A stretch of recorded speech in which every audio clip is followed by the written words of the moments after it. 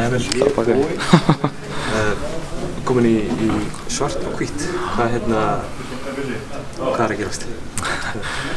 Heyrðu, það var nú bara svona nokkurnu einn svona skyndiákvörðun bara núna fyrir viku síðan að bara breyta til sko. Og náttúrulega búinn að vera í Haugum alveg í hvað síðan maður var 6 ára sko að hverfa með þeim og bara svona meðan maður hefur aldrei í það bara að prófa eitthvað nýtt sem maður fara nú ekki að sjá eftir því að maður hættir sko. Já, hefur nú verið í nokkuð skipti sem að þú hefur verið með lausa samning og hefur fjölmiðlar spáð í hvort þú hafir haldið áfram með Haugum eða farir eitthvað annað. Hvað er það svona það sem að vegu þyngst í þessari ákvörðun?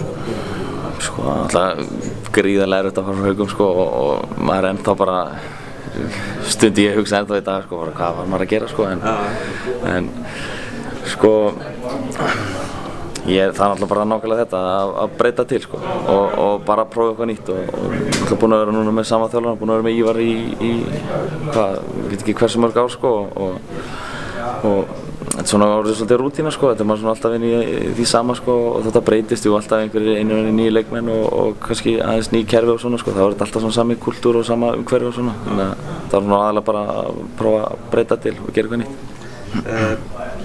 Þú fara, ég meina, mikla breytingar hjá KR eftir síðast tímabil og núna inn í það næsta, hvernig líst þér á, ég meina þennan þjálfara og þetta lið sem er að koma saman núna fyrir næsta tímabil hjá KR? Ég líst bara vel á þjálfarann og hefur hann þjálfað á þér? Sko já, ég var nú hjá hann í U18, hann valdi mér reyndar ekki hópinn sko en ég æði með hann þar hans fyrir sko. Ok.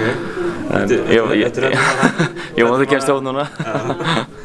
Nei, svo náttúrulega hópurinn er náttúrulega með besta leikmannin hérna í Jón Arnór sko, þannig sé hann að vera gamall þá er hann það.